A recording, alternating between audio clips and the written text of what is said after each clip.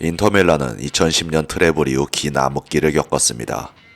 2011년 코파 이탈리아 우승을 끝으로 8년간 주요 트로피와 인연이 없었고 6시즌 연속 UEFA 챔피언스 리그 진출에도 실패했었습니다.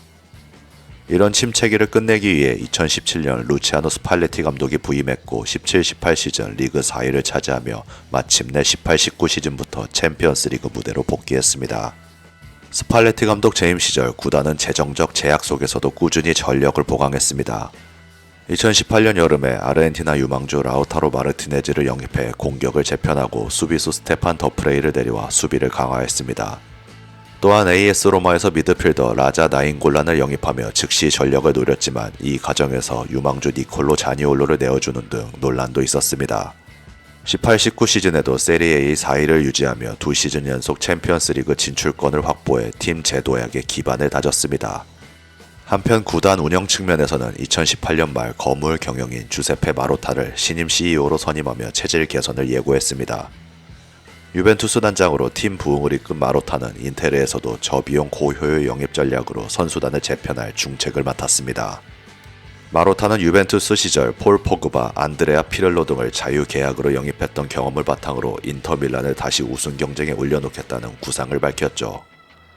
그리고 2019년 5월 인테르는 명장 안토니오 콘테를 새로운 사령탑으로 선임하며 본격적인 부활 프로젝트에 돌입했습니다. 콘테 감독은 스팔레티의 후임으로 부임했는데 이는 8년째 메이저대회 트로피가 없던 팀을 재건하려는 구단의 야심을 보여주는 선택이었습니다. 콘테는 부임 직후 자신의 색깔을 분명히 했는데 가장 큰 결정 중 하나가 팀의 주장 겸 골잡이였던 마우로 이카르디를 과감히 내보낸 일이었습니다. 팀 내 불화의 원인이었던 이카르디를 전력에서 배제하고 그 자리에 맨체스터 유나이티드에서 영입한 로멜로 루카쿠를 새 주포로 앉혔습니다. 루카쿠 외에도 미드필더 니콜로 바렐라, 아틀레티코 수비수 출신 디에고 고딘, 윙어 애슐리 영, 알렉시스 산체스 등 다수의 경험 있는 자원들을 영입해 스쿼드를 보강했습니다. 2020년 1월에는 토트넘에서 플레이메이커 크리스티안 에릭센을 영입해 중원을 보강했고 20-21 시즌 개막전에는 레알 마드리드에서 측면 수비수 아슈라프 하키미를 데려와 측면 공격의 속도를 더했습니다. 이러한 대형 영입들은 팀 전력 향상에 크게 기여해 콘테 체제 성공의 기반이 되었죠. 콘테의 전술적 특징인 3-5-2 포메이션과 강한 압박 축구도 인테르에 잘 맞아떨어졌습니다. 콘테의 지휘 아래 인테르는 유벤투스의 9년 연속 스쿠데토 독주를 마침내 깨고 11년 만에 세리에 A 우승을 차지했습니다. 라우타로와 루카쿠 조합은 2시즌 동안 세리에에서 최고의 호흡을 보여주며 팀 공격을 이끌었고 루카쿠는 20-21 시즌 리그 MVP급 활약으로 밀라노의 새로운 재앙으로 떠올랐습니다. 다만 리그 우승 직후인 2021년 여름 구단의 재정 문제로 인해 콘테 체제에 균열이 생겼습니다. 코로나19 여파와 대대적 투자로 인한 부채 문제가 불거지면서 구단은 주전급 선수들의 매각을 검토해야 했고 이에 향후 비전에서 이견을 보인 콘테 감독이 우승 직후 결별을 선택했습니다.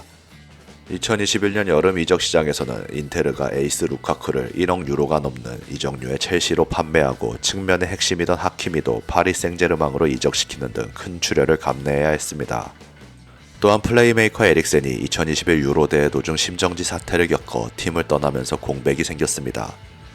이러한 어려운 속에 콘테 감독은 물러났지만 그의 인연은 인테르 부활의 토대를 닦고 10년 묵은 리그 우승 트로피를 되찾아온 성공적인 시기로 평가됩니다. 콘테의 후임으로 21-22 시즌부터 지휘봉을 잡은 인물이 시모네 인자기입니다. 인자기는 라치오에서의 활약을 발판으로 인테르에 부임했으며 취임 첫 해부터 즉각적인 성과를 보여주었습니다. 인자기는 기존 선수들의 역할 변화를 깨하고 알맞은 보강을 통해 경쟁력을 유지했습니다. 2021년 여름 이적 시장에서는 베테랑 스트라이커 에딘 제코를 영입하고 에릭센 대체자로 하칸 찰 하놀루를 자유계약으로 데려오는 한편 오른쪽 윙백으로 둠프리스를 합류시키는 등 실리 위주의 보강을 단행했습니다. 또한 라치오 시절 애제자였던 호아킨 코레아를 임대 영입하며 공격 옵션을 추가했죠. 인자기는 감독 첫 시즌은 21-22 시즌, 인테르는 세리에 A의 준우승을 기록했지만 컵 대회에서 두각을 나타냈습니다. 2022년 5월 코파 이탈리아 결승전에서 숙적 유벤투스를 꺾고 우승을 차지하며 팀의 11년 만에 코파 우승 트로피를 안겼고 수페르 코파 이탈리아나도 제패했습니다. 22-23 시즌에는 나폴리에 이어 3위를 기록했으나 컵 대회와 유럽 무대에서 인테르는 더 큰 성취를 이루었습니다. 인자기 감독은 코파 이탈리아 2연패를 달성했고 UEFA 챔피언스 리그에서는 인테르를 13년 만에 결승 무대로 이끌었습니다. 인테르는 22-23 UEFA 챔피언스 리그 토너먼트에서 강호들을 차례로 꺾고 결승전에 올라 맨시티와 접전 끝에 0대1로 분패하며 준우승을 차지했습니다. 비록 우승을 놓쳤지만 유럽 최강으로 불리는 맨시티를 끝까지 괴롭히는 조직력과 전술로 인자기 감독은 높은 평가를 받았습니다. 이 시즌 인자기오는 스페르코파까지 제패하며 국내 컵대회를 석권했고 유럽 무대에서도 경쟁력을 증명해 보였습니다. 23-24 시즌에는 인테르가 다시 한번 세리에의 정상을 달아냈죠. 인자기 감독의 지도 아래 인테르는 리그에서 독주를 펼쳤고 33라운드 밀라노 더비 승리로 5경기 이상을 남기고 조기 우승을 확정지었습니다. 2위와 승점 10점 격차를 낸 압도적인 우승이었고 이는 20-21 시즌 이후 3년 만에 되찾은 스쿠데토이자 구단 통산 20번째 세리에의 우승이었습니다. 인자기 감독은 부임 후 3년간 리그, 코파, 슈퍼컵, 챔피언스리그 준우승 등 여러 업적을 남기며 현재 이탈리아를 대표하는 지도자로 입지를 굳혔습니다. 그리고 24-25 시즌 밀란은 챔스 4강에서 거한 바르셀로나를 꺾고 결승에 진출, 파리 생제르맹과 비기어를 놓고 피 튀기는 승부를 펼칠 것으로 보입니다. 인자기 감독은 기본적으로 3-5-2 포메이션을 바탕으로 팀을 운영하면서도 상황에 따라 유연하고 조직적인 움직임을 지향하는 전술 철학을 가지고 있습니다. 2명의 수비수와 폭넓게 오가는 공격적인 윙백을 활용해 공간을 창출하고 중원에서 수적 우위를 점하는 축구를 전개합니다. 왼쪽 윙백 디마르코는 거의 측면 공격수에 가깝게 올라가 크로스를 공급하고 동시에 왼쪽 센터백 바스토니가 중원이나 측면으로 전진해 빌드업에 가담함으로써 특정 지역에 순간적으로 수적 우위를 형성합니다. 이러한 포지셔널 플레이를 통해 인테르는 상대를 흔드는 조직적인 공격 패턴을 보여줍니다. 또한 인자기 감독은 경기 운영면에서 유연한 전술 변화와 빠른 판단으로 정평이 나 있습니다. 경기 중 상대의 전술 변화나 약점을 포착하면 즉각적으로 포메이션 변형이나 선수 교체를 통해 대응하는 능력이 뛰어납니다. 특히 후반 교체 카드 활용에 능하며 여러 교체 투입된 선수들이 결정적인 역할을 한 경기가 많았습니다. 컵대회의 강한 면모도 두드러지는데 이는 단판 혹은 홈앤어웨이 토너먼트에서 인자기 감독의 전술 운용 능력이 극대화되기 때문입니다. 경기 스타일 측면에서 인테르는 짧은 패스와 미드필더 연계를 중시하면서도 역습 속도를 놓치지 않습니다. 중원의 핵심인 바렐라, 차라놀루, 미키타리안 등의 압박 상황에서도 침착하게 패스를 이어가며 경기를 조율하고 공을 끊으면 즉시 라우타로 티랑 조합으로 이어지는 빠른 역습을 전개하는 식입니다.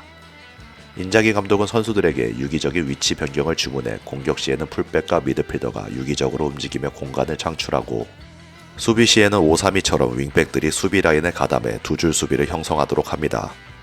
이처럼 상황에 따라 3-5-2가 5-3-2로 유연하게 변화되는 가변 전술이 인자기호의 강점입니다. 또 세트피스 상황에서는 전담 코치의 치밀한 준비 아래 수비수들의 공격 가담을 극대화하는데 실제 인테르는 바스토니, 더프레이 등 장신 수비수들의 세트피스 득점이 상당히 많습니다. 선수 개개인의 창의성보다는 팀 전술의 완성도로 승부하며 필요할 때는 과감한 전술 변화로 승리를 가져오는 전술적 유연성이 돋보이는 인자기의 전술이죠.